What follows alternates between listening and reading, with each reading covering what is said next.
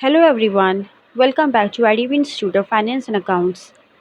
My name is Anamika and today I am going to tell you about the topic MICR यानी कि Magnetic Ink Character Recognition Code.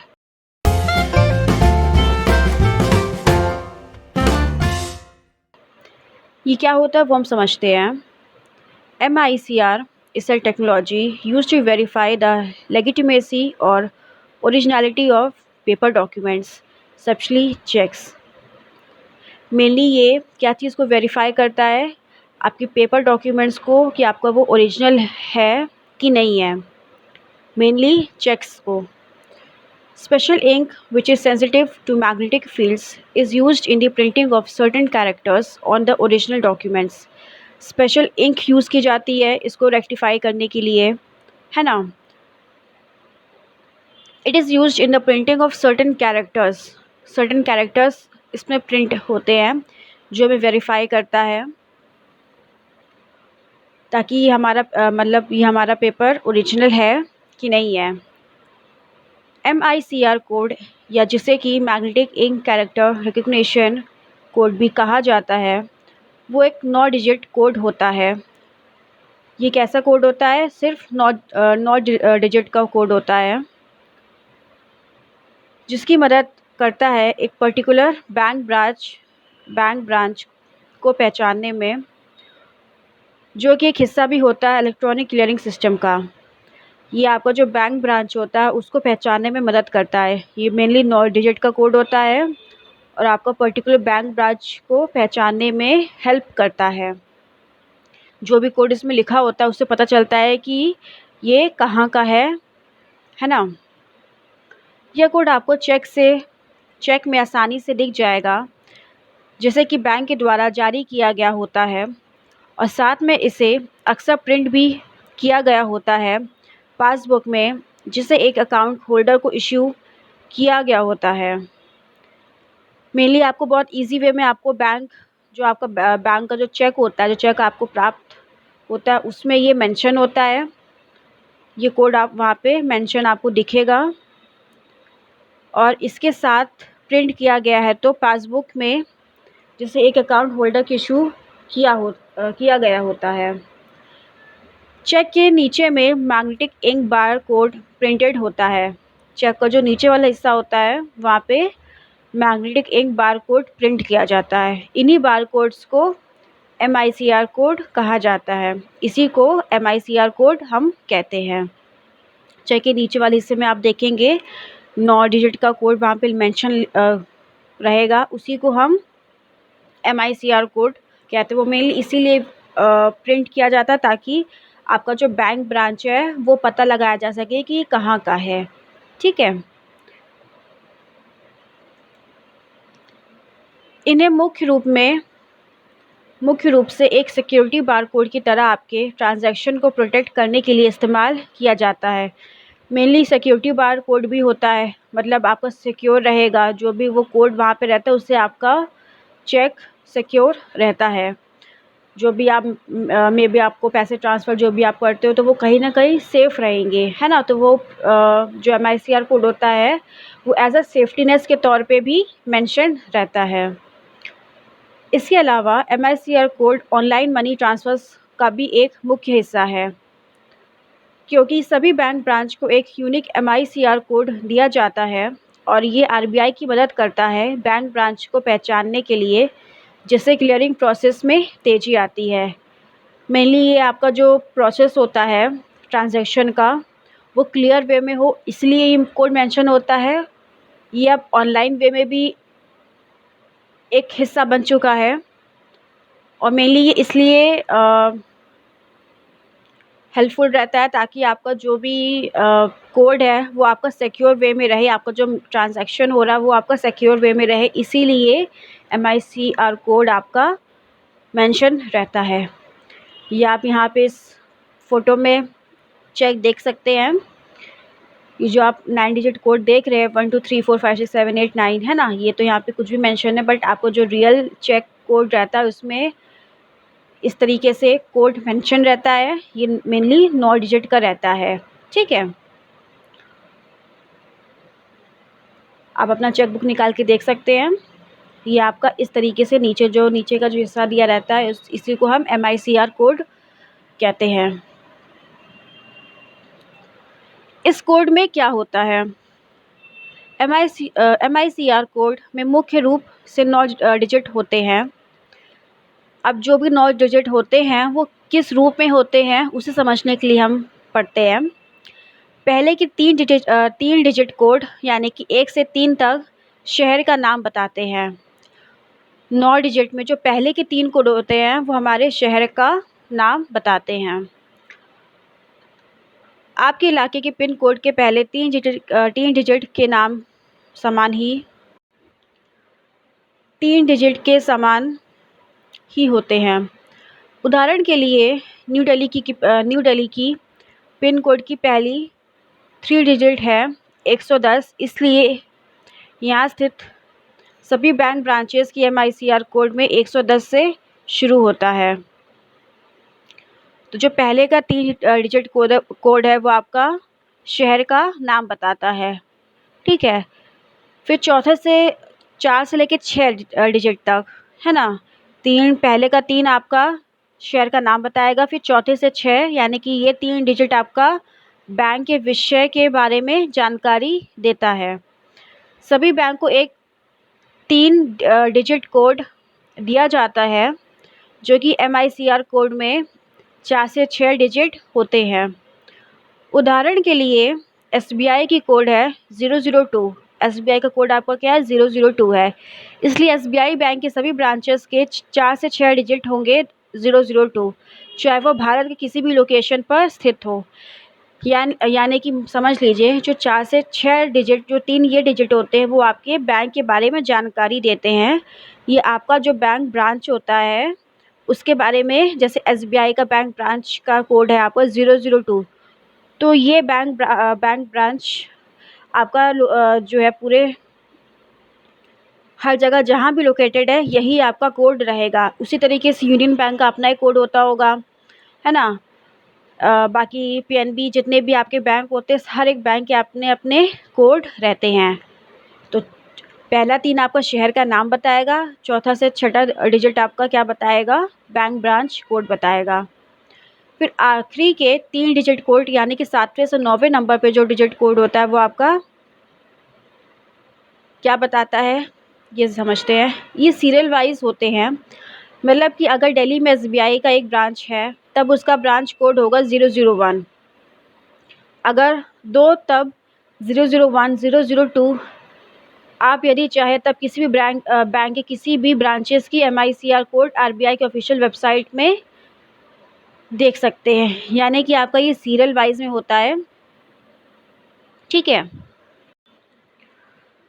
तो ये थे हमारे 3 digit code. अब समझते हैं उदाहरण के बेस पे, यानी कि एग्जाम्पल के बेस में। आपका एक अकाउंट है अंधेरी वेस्ट यानी कि मुंबई ब्रांच में, ठीक है। मान लीजिए आपका एक अकाउंट है अंधेरी वेस्ट मुंबई ब्रांच में स्टेट बैंक ऑफ इंडिया का। उसका MICR क्या होगा वो हम समझते हैं। मान लीजिए मुंबई का सिटी कोड है 400, मुंबई का सिटी कोड क्या है हमारा? 400 है। फिर SBI का बैंक कोड क्या है? 002 है। अंधेरी वेस्ट का ब्रांच कोड क्या है? 003। तो इसी तरीके से ये आपका 9 डिजिट आपका बन के आता है। पहले आपका मुंबई का 3 डिजिट कोड यानी कि ये 400, फिर आपका SBI का कोड 002, और फिर ये आपका MICR कोड आपका 003 कोड, आपका ब्रांच कोड 003 कोड, ठीक है। तो इसी तरीके से हम चीज़ें समझते हैं।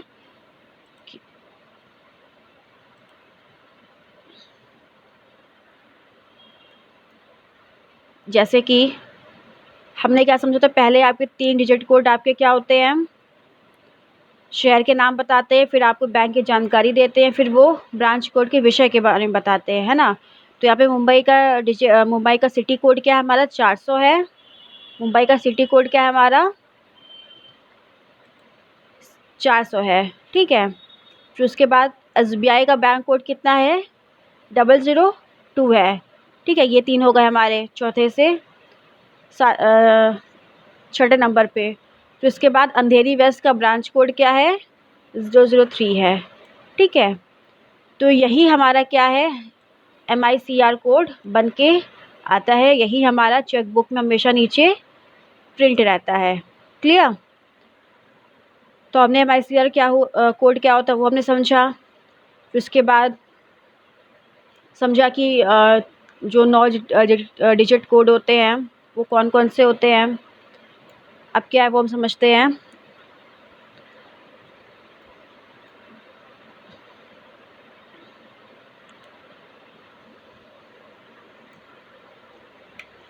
अब हम समझेंगे IFS कोड। IFS कोड क्या होता है? यानी कि Indian financial system code. Indian financial system code क्या होता है वो हम समझते हैं। इसके पहले हमने क्या समझा था, MICR कोड क्या होता है। अब हम समझेंगे IFS कोड क्या होता है। The Indian financial system code यानी कि IFC code is a unique 11 digit alphanumeric code that is used for online fund transfer transactions done via NEFT, RTGS and IMPS। यानी कि आपका 11 डिजिट अल्फ़ान्यूमेरिक कोड होता है जो कि हमारा ऑनलाइन फ़ंड ट्रांसफ़र बेसिस पे चलता है। किसके थ्रू? नेफ्ट, RTGS और IMPS के थ्रू। नेफ्ट, RTGS, IMPS के बारे में ऑलरेडी मैंने वीडियो बना रखी है, उससे आप समझ सकते हैं कि नेफ्ट, RTGS और IMPS क्या होता है। ये भी हमारे 3 तरीके के ट्रांजैक्शंस प्रोसेस होते हैं ऑनलाइन बेसिस पे। You can find the IFC code on the check leaf that is provided by the bank. The Reserve Bank of India RBI assigns the IFC code to the bank. तो कौन assign करता है IFC code? RBI assign करता है। जो भी हमारा जितने भी बैंकिंग के प्रोसीजर्स होते हैं किसके अंडर में होते हैं? RBI के अंडर में ही होते हैं। इसे हम हिंदी में थोड़ा समझते हैं। इसे हम हिंदी में क्या कहता है IFC कोड को? भारतीय वित्तीय प्रणाली संहिता। इसे हिंदी में क्या कहते हैं हम? भारतीय वित्तीय प्रणाली संहिता, जो कि हर एक बैंक ब्रांच का यूनिक कोड होता है। ये कोड उन्हीं बैंक ब्रांच शाखा को दिया गया है जो बैंक की नेफ्ट ट्रांजैक्शन सिस्टम की सुविधा देता है। मेनली ये कोड किस लिए बनाया गया है? जो बैंक की नेफ्ट ट्रांजैक्शन की सुविधा देता है, जो भी हमारा नेफ्ट ट्रांजैक्शन है उसकी जो सुविधा देता है, मेनली उसी पर्पज़ के लिए ये IFC कोड बनाया गया है, जिसकी वजह से RBI आसानी से भारत के कोई भी ब्रांच का आसानी से पता प्राप्त कर सकता है। इसकी वजह से भारत का कोई भी इंसान जो है इस ब्रांच का आसानी से पता प्राप्त कर सकता है। ये कोड उन्हीं ब्रांच को दिया गया है जो बैंक की नेफ्ट ट्रांजैक्शन सिस्टम की सुविधा देती है। मेनली ये कोड उन्हीं बैंक ब्रांचेस को दिया जाता है जो कि नेफ्ट की ट्रांजैक्शन सिस्टम के लिए फैसिलिटी प्रोवाइड करती है। उन्हीं को ही IFC कोड का सुविधा प्रोवाइड की जाती है। ये 11 अंकों का कोड होता है। इसके पहले 4 बैंक के नाम को बताता है। ये हमारा मेनली 11 अंक का कोड होता है। MICR कोड कितने डिजिट का कोड होता है? वो हमारा 9 डिजिट का कोड होता है। और IFC कोड हमारा 11 डिजिट का कोड होता है।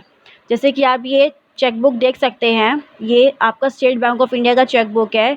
ये नीचे हमारा MICR कोड था जो कि मैंने आपको बता रखा था।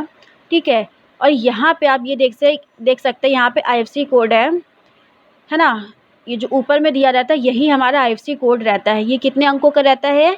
ये 11 अंकों का रहता है। ये यहाँ पे आप देख सकते हैं, ये आप हमारा चेक नंबर होता है। क्या होता है हमारा? ये चेक नंबर होता है। ठीक है, और ये हमारा क्या है? ये हमारा IFC कोड है।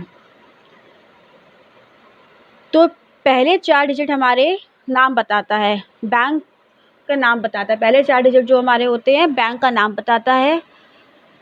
5वां अंक 0 होता है। भापसियत में इस्तेमाल करने के लिए रखा जाता है। भविष्यत मतलब अगर नए बैंक खुलते हैं तो उनके नंबर देने के लिए ये रखा गया है। और आखिरी 6 अंक ब्रांच कोड बताता है। जो भी हमारे 6 आखिरी के नंबर होते हैं वो हमारे ब्रांच कोड बताता है। मतलब ब्रांच कोड का लोकेशन कहाँ पर है। जो भी हमारा ब्रांच कोड है उसका लोकेशन कहाँ पर है, ये आखिरी के 6 डिजिट कोड हमारा बताता है। जैसे कि MICR कोड में हमने समझा था कि 9 डिजिट होते हैं, उसमें पहले 3 क्या होते हैं, फिर चौथे से छठा क्या होता है, बाकी के 3 क्या होता है, वो हमने समझा था। उसी तरीके से ये हमारा 11 डिजिट का कोड होता है। पहले 4 डिजिट हमारे बैंक का नाम बताते हैं, फिर 5वां डिजिट हमारा जो है 0 का अंक बताता है, और आखिरी के 6 डिजिट हमारा क्या बताता है, लोकेशन कहाँ पर है, वो हमें बताता है। क्लियर? उसके बाद हम समझेंगे IFSC कोड क्यों ज़रूरी होता है। अगर आप बैंक के ग्राहक हो तो आपको ये कोड जानना बहुत अनिवार्य है। ठीक है, अगर आप बैंक कोड के ग्राहक के कस्टमर है तो आपको ये कोड आपके लिए बहुत ही इम्पोर्टेंट होता है, आपको समझना बहुत इम्पोर्टेंट होता है। जैसे अगर आप बहुत बड़ी रकम भेज रहे हैं तो आपको इस कोड की ज़रूरत पड़ेगी। इफ़ इन केस कि आपको बहुत ज़्यादा अमाउंट में पैसे को ट्रांसफ़र करना है, तब आपको ये कोड की ज़रूरत पड़ती है। और जैसे कोई आपको 2 या 3 लाख भेजना चाहता है तो आपको भेजने वाले का ब्रांच IFSC कोड आप मांगते हैं। जैसे कि मान लीजिए आपको 2 से 3 लाख ट्रांसफ़र करने हैं, या उससे ज़्यादा उससे कम कुछ भी है ना? तो आप किसी का IFSC कोड मांगेंगे और उसका बैंक ब्रांच सारी चीज़ें फ़ॉर्मेलिटीज़ जो भी चीज़ें पड़ती वो आप चीज़ें उससे मांगेंगे। अगर आपको किसी को ट्रांसफ़र करना है तब आप मांगेंगे, और अगर सामने वाला आप में ट्रांसफ़र करेगा तो आप अपना IFSC कोड बताएँगे साथ में। तो इसलिए आपको तुरंत जानना पड़ेगा कि आपके ब्रांच का ये कोड क्या है। जैसे कि RTGS, नेफ्ट जैसे ऑनलाइन पेमेंट होते हैं, है ना? RTGS, नेफ्ट क्या होता है वो हमने समझा रखा था आपको इसके पहले वीडियो में। तो ये सारे आपके क्या होते हैं, ऑनलाइन ट्रांज़ैक्शंस होते हैं, ऑनलाइन पेमेंट के प्रोसीजर्स होते हैं। ये कोड आपका जानना बहुत ज़रूरी होता है। किसी को पैसा भेजा या फिर पैसे को आपके लिए कोड जानना अनिवार्य है। अब हम समझते हैं CTS कोड, यानी कि CTS चेक ट्रंकेशन नंबर क्या होता है। इसके पहले हमने समझाया MICR कोड क्या होता है, उसके बाद मैंने समझाया कि IFSC कोड क्या होता है। अब हम समझते हैं CTS यानी कि चेक ट्रंकेशन नंबर क्या होता है। Check truncation system is a check clearing system undertaken by the Reserve Bank of India for quicker check clearance. ये मेनली चेक क्लियरेंस के प्रोसीजर को क्लियर करने के लिए सिस्टम बनाया गया है। As the term proposes, truncation is the course of discontinuing the flow of physical check in its way of clearing. Mainly ये आपका जो फिज़िकल चेक फ्लो है उसको कंटिन्यू वे में रखे, डिसकंटिन्यू ना हो, इसीलिए ये सिस्टम बना के रखा गया है। ठीक है। Instead of this an electronic image of the cheque is transferred with vital essential data. इसे हम हिंदी में थोड़ा समझते हैं। CTS यानी कि cheque truncation system cheque clear करने की एक प्रक्रिया है जिसमें जारी किए गए चेक को एक जगह से दूसरी जगह नहीं घूमना पड़ता है। यानी कि ये आपका सीधा प्रोसीजर है, आपके चेक को इधर से उधर कहीं नहीं ट्रांसफ़र करना पड़ेगा। ये आपका मेनली आपका right way of checking clearing system है। दरअसल चेक जिस बैंक में जमा किया जाता है वहाँ से चेक जारी करने वाले की बैंक शाखा में भेजा जाता है, और इस वजह से चेक क्लियर होने में ज़्यादा समय लगता है। साल 2010 से भारत में CTS के तहत चेक क्लियर किए जाते हैं, जिसमें देश के करीब 1,50,000 बैंक शाखाएं जुड़ी हुई हैं। अब बाकी शाखाओं को भी जल्द ही CTS के दायरे में शामिल किया जाएगा। RBI introduced Pan-India CTS in September 2020 to make check clearing safer and faster. RBI ने कब इसे इंट्रोड्यूस किया था सितंबर 2020 में इंट्रोड्यूस कर दिया है, ताकि आपको जो checking way of clearing system ताकि आपका फास्टर और सेफियर वेज में यूटिलाइज हो सके। Recently, it was made mandatory for all banks to implement check truncation system यानी कि CTS in all their branches across the country by September 30th, 2021. अब ये मेनली मैंडेटरी हो चुका है कि आपका चेक ट्रंकेशन सिस्टम सारे ब्रांचेस में फॉलो अप किया जा सके। कब से? सितंबर 30th से 2021 से।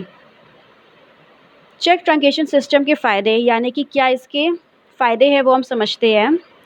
CTS के ज़रिए चेक जल्दी क्लियर हो जाता है। CTS के ज़रिए जो चेक का प्रोसीजर वो आपका बहुत ही फास्टर वे में होता है, क्लियर हो जाता है। इससे ग्राहकों को पेमेंट जल्दी मिल जाता है। इससे जो हमारे कस्टमर्स की जो पेमेंट होती है वो आपको बहुत ईज़िली और फास्टर वे में मिल जाती है इस प्रोसीजर की वजह से।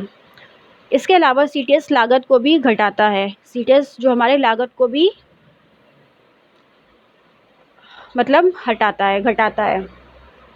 लॉजिस्टिक्स से जुड़ी समस्याओं को भी कम करता है, यानी कि लॉजिस्टिक्स आपकी जो भी ट्रांसपोर्टेबल सिस्टम्स है उसकी समस्याओं को भी घटाता है।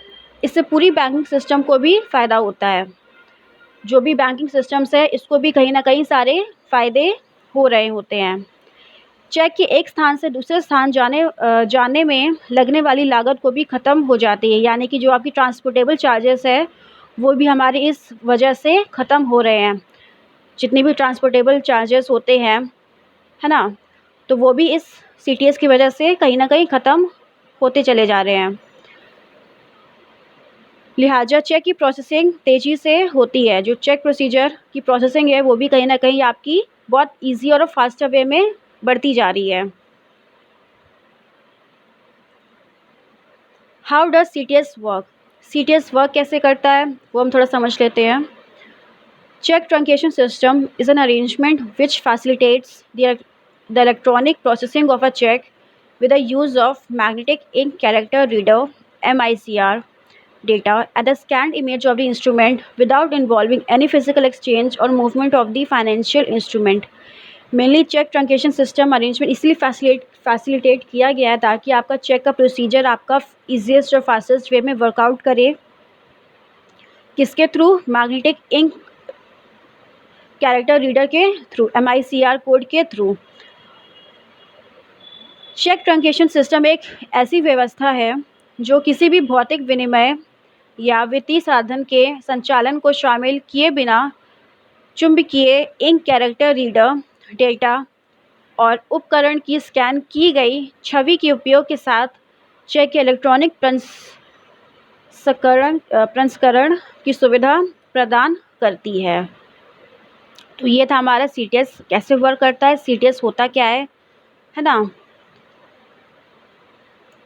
तो हमने इस वीडियो में क्या समझा था, MICR कोड क्या होता है, फिर हमने समझा IFSC कोड क्या होता है, कैसे वर्कआउट करता है। इसमें 11 डिजिट के कोड होते हैं। MICR में कितने डिजिट के कोड होते हैं? इसमें 9 डिजिट के कोड होते हैं। फिर हमने सीटीएस समझा। सीटीएस क्या होता है? ये आपका चेक क्लियरिंग प्रोसेस आपका बहुत ईजीएस्ट वे में हो, इसीलिए प्रोसीजर सिस्टम को लाया गया। ठीक है, तो हम नेक्स्ट वीडियो में बात करेंगे कि नॉन बैंकिंग फाइनेंशियल कंपनीज क्या होती है। तो इस वीडियो में इतना ही। Thank you for watching this.